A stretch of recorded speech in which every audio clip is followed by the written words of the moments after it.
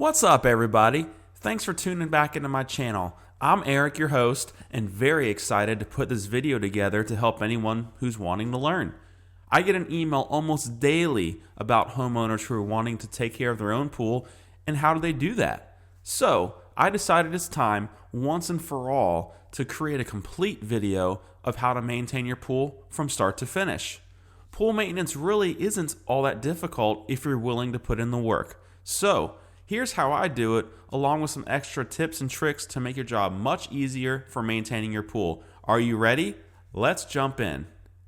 If you want to become a master of your pool, there's three main components to pool care. You have chemistry, which is the chemical readings of your pool water. Then you have cleaning, which is pretty self-explanatory, getting rid of all the organic debris in your pool. And lastly, you have circulation, which I argue is the most important part of pool care, and that's keeping the water moving with the least restriction possible for the correct amount of time. So let's take a look at the first component, chemistry. You have 5 main chemicals you have to worry about, and all are equally important. The first one is your chlorine, or your sanitizer of choice. We have some options here, and whichever one you choose, a great rule of thumb is to stay on that path. For instance, if you have a bromine pool, you don't want to shock it with chlorine, or vice versa. You have bromine shock for that. See where I'm going? That's another video in and of itself, of course, and at any rate, if you choose chlorine, you want to be around 1 to 4 parts per million, and I recommend being on the higher end. This will give you the best opportunity to kill any algae or bacteria before it becomes a problem, which can cause things like algae or cloudy pool water. If you sanitize with bromine, you want to be around 3 to 5 parts per million. Biguanide, you'll need to be around 30 to 50 parts per million. And if you have a mineral system, something like Janie's Nature 2, then all the sanitizer needed, which is usually chlorine, is 0.5 parts per billion. The chlorine here is essentially a backup in case the mineral effects are diminishing. This will give you time to fix whatever's going on, like replacing the cartridge, before your pool just goes nuts. Then you have alkalinity and pH. I've found in my years of experience out in the field, if you can maintain these two correctly, then everything else just seems to work better. I like to keep my pH between 7.2 to 7.6, and my alkalinity I like to keep between 90 to 100 during the summertime and 110 to 120 during the wintertime. The fluctuations above have to do with the saturation index or total water balance, and that's another topic for another day. Just follow what I outlined above and you'll be good. Now here's a tip for you. One of the most common issues or scenarios I see in pool care is a high pH and low alkalinity scenario. Which one do you treat first? Most people say, hey, I need to just throw some acid in there and lower the pH, but that would be wrong. The answer is alkalinity. Alkalinity is a buffer to pH. If it's too low, like in this scenario, then the pH will bounce all over the place, usually on the high end very quickly. If the alkalinity is too high, then the pH tends to stay in place. So, in the above scenario, bring the alkalinity up to the correct number, then on the next day, lower the pH. If you were to just continually treat the high pH, you'd also simultaneously lower the alkalinity to where it basically zeroes out, and then the pH will climb even faster. Not to mention this extreme scenario of high pH or low pH and zero alkalinity can damage equipment and your beautiful pool surface. Your fourth chemical is calcium hardness. This should be between 2 to 400 parts per million. Too low of calcium and the water will start to pull it from your surface, thus destroying it. Or too high and you'll see white scale develop on your tile and surface. I know you guys have seen that. Your last chemical is stabilizer. This protects your chlorine levels. The recommended range is between 30 to 50 parts per million. Too low a stabilizer and the sun will burn the chlorine out within a couple of hours, and too high a stabilizer means the chlorine won't work as effectively. In this type of case, I call it liquid handcuffs simply because the stabilizer is blocking the chlorine from doing its job. Look guys, just like that, you're now a chemistry expert.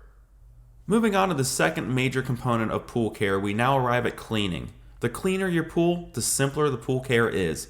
The goal here is to keep all the organic debris, such as leaves, bugs, and pollen, from sitting in your pool for an extended period of time.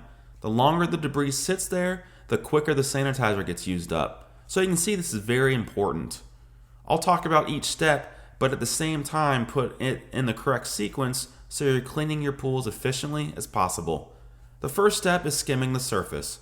This is done with a net, and this is scooping up all the leaves and other debris that's floating on your surface. I'll normally really go at it the first lap to knock everything off the tile line, or at least as much as I can.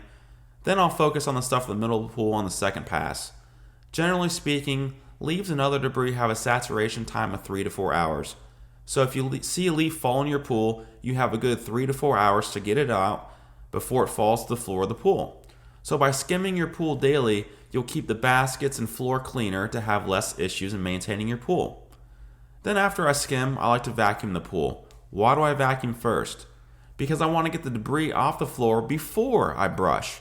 If I brush the walls of the pool before I vacuum, then I'll be kicking up everything that you're trying to get off of the pool floor. So vacuuming first will save you time and frustrations. I promise you. If you don't know how to vacuum, I have a video on my channel showing you how to do this. And vacuuming can be done about once a week. One thing you can do to save time is buy yourself a cleaner to do this part for you, so the pool floor stays clear and clean basically all times. The type of vacuum I suggest is based on your pool. Is it screened in or unscreened without any trees around it? If so, then a suction cleaner or pressure cleaner would fit the bill beautifully. If you have a pool that's covered by trees and no screen enclosure, then I'd suggest a robotic cleaner. The suction and pressure will surely get clogged on all the debris and slow down your circulation of your pool because it uses your circulation equipment. Whereas a robotic will not do that, and it works independently from your system, so it won't affect the circulation if it's jammed up. And it generally handles larger debris better. Next up is brushing. This is one of the most important parts of cleaning because you have the opportunity to knock off anything on the walls before it causes issues. This is where algae tends to grow, so if you can brush it thoroughly, you sort of nip it in the bud before it grows. This also allows you to hit dead spots in the pool where algae tends to grow, like behind steps or nooks and crannies that is really hard to get water circulating to.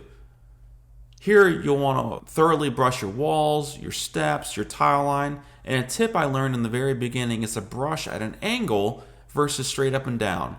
This will save some energy for you and help you get through everything else for the day feeling more refreshed.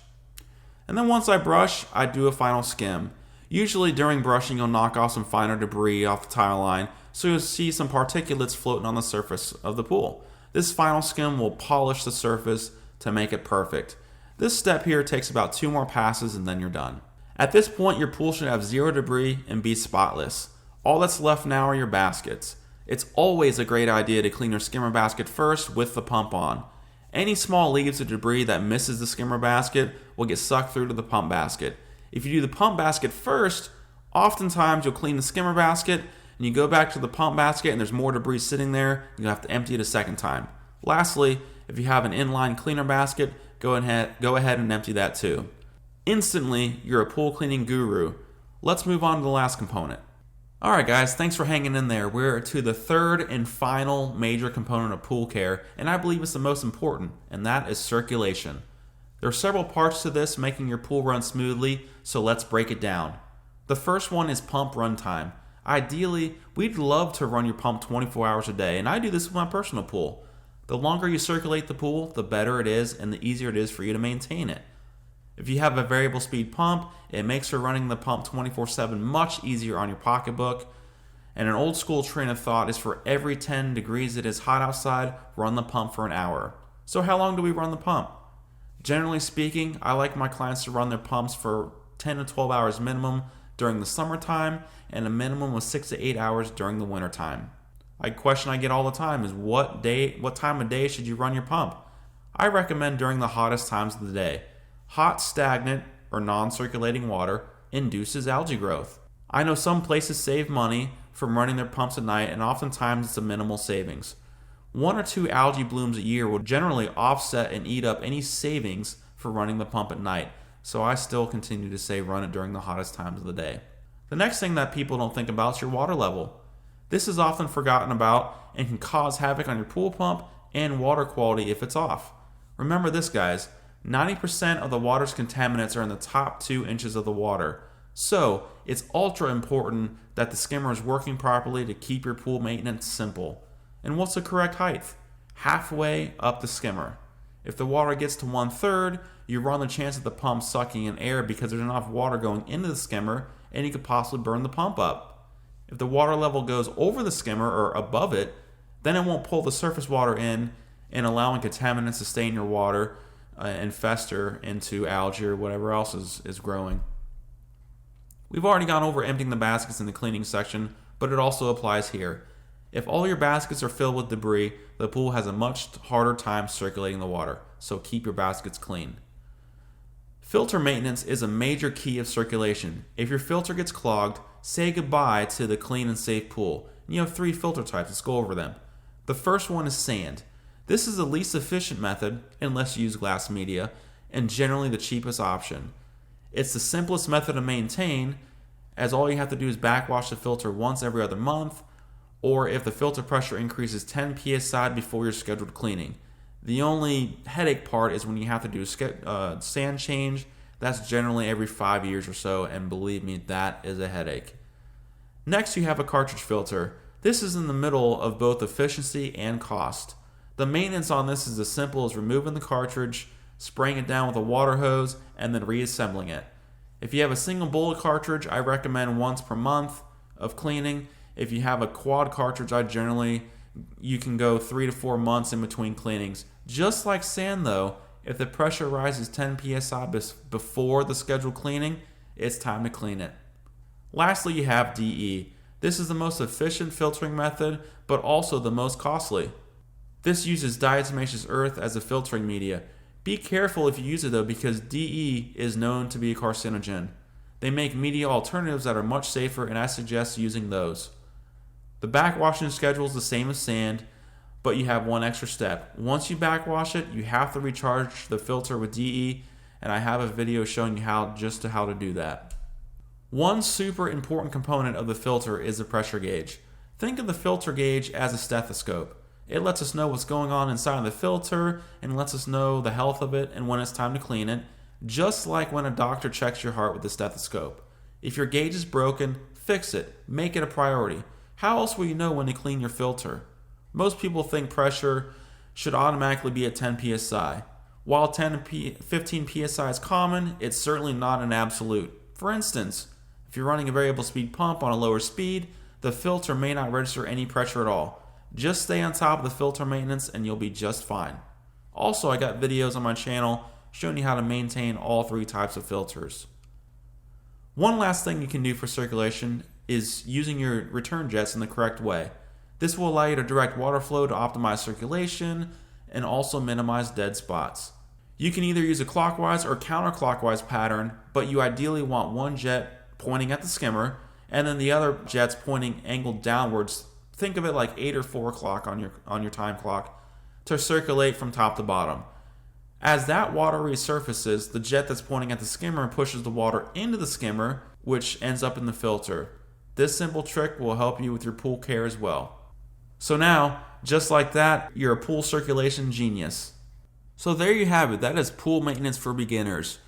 Hopefully all this stuff makes sense to you, and if you follow this advice in this video, you'll see that pool maintenance can be done by yourself. So if you have any questions, don't hesitate to comment, like and subscribe, and if you want to ask more in-depth questions, check out my pool forum at chlorinekingpools.com/forum, and you can sign up and ask any questions you have there, and I'll answer them as quickly as possible.